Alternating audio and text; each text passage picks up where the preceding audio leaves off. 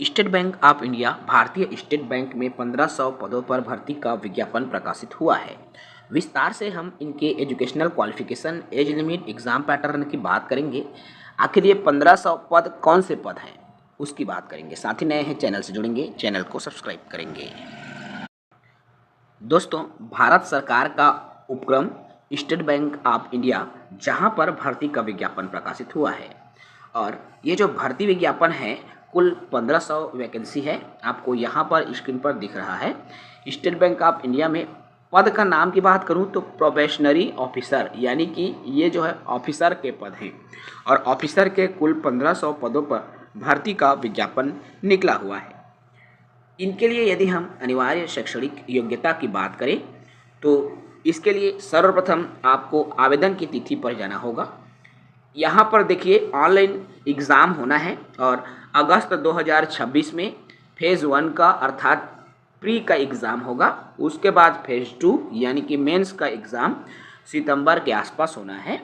उसके बाद में आपको साइकोमेट्रिक टेस्ट होगा या इंटरव्यू जिसे हम कहें तो ये अक्टूबर या नवंबर के आसपास आपका इंटरव्यू लिया जा सकता है।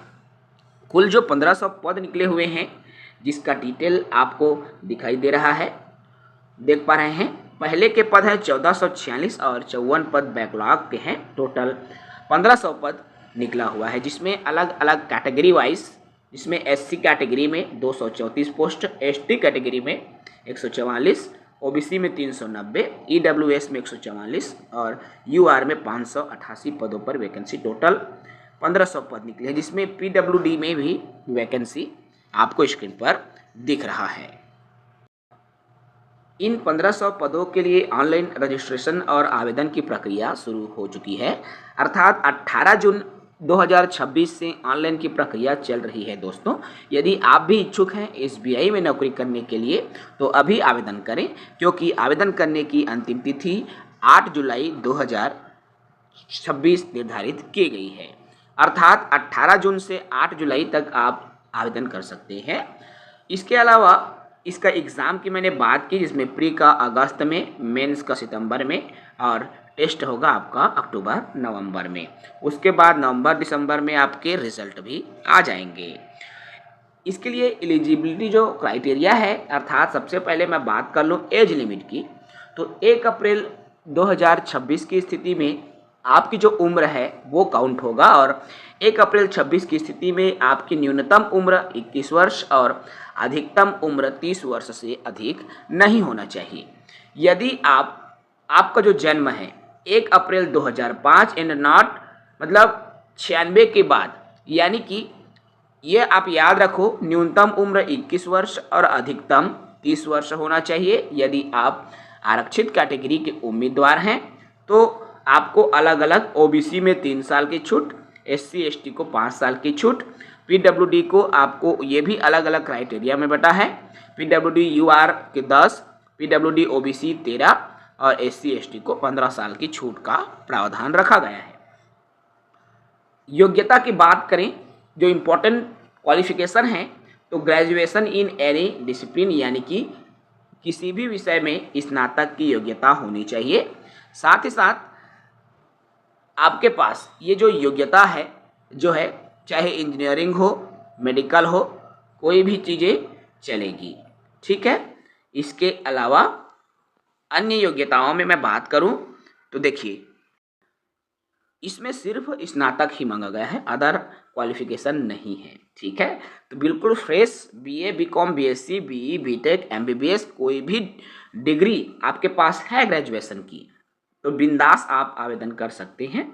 बहुत ही अच्छा अपॉर्चुनिटी है, आप आवेदन कर सकते हैं।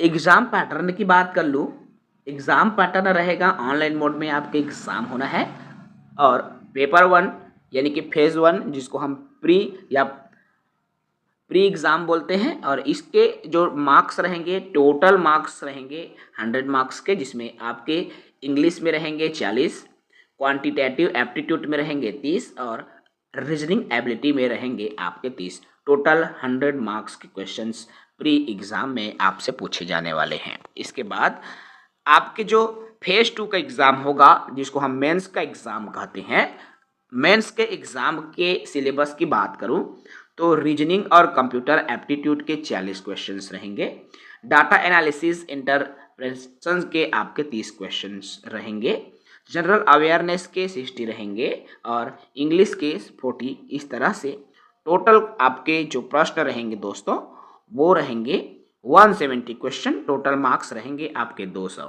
इसके बाद में आपके जो इंटरव्यू इत्यादि या देखिए यहाँ पर रिपोर्ट राइटिंग, अच्छा रिपोर्ट राइटिंग के भी रहेंगे 3 क्वेश्चंस जिसमें 10-10 मार्क्स के 3 यानी कि 230 प्रश्न 3 घंटा 30 मिनट के लिए पूछा जाएगा और इसी के आधार पर फिर आपके जो रैंक बनेंगे और उसी कट ऑफ मार्क्स के आधार पर आपका जो चयन है किया जाएगा। तो इच्छुक अभ्यर्थी बिल्कुल इनके लिए आवेदन कर सकते हैं। एग्ज़ाम सेंटर की भी एक बार बात कर लेता हूँ। अलग अलग, चूँकि मैं बात कर रहा हूँ छत्तीसगढ़ स्तर की, छत्तीसगढ़ में एग्ज़ाम सेंटर की बात करूँ तो छत्तीसगढ़ में भिलाई, बिलासपुर और रायपुर, ये 3 जगह आपके जो एग्ज़ाम सेंटर है वो रखे जाएंगे। तो जो भी अभ्यर्थी एग्ज़ाम देना चाहते हैं, देखिए अलग अलग यहाँ है। प्री का एग्ज़ाम सेंटर बिलासपुर, रायपुर और भिलाई में रहेगा, लेकिन मेंस का जब एग्ज़ाम होगा तो इनका एग्ज़ाम सेंटर सिर्फ रायपुर में रहेगा, विशेष ध्यान रखेंगे। ठीक है, तो एग्ज़ाम सेंटर को लेकर आप कोई संशय की स्थिति में ना रहें। इच्छुक है आवेदन करने के लिए तो अभी ऑनलाइन मोड में आवेदन करें। जय हिंद, वंदे मातरम।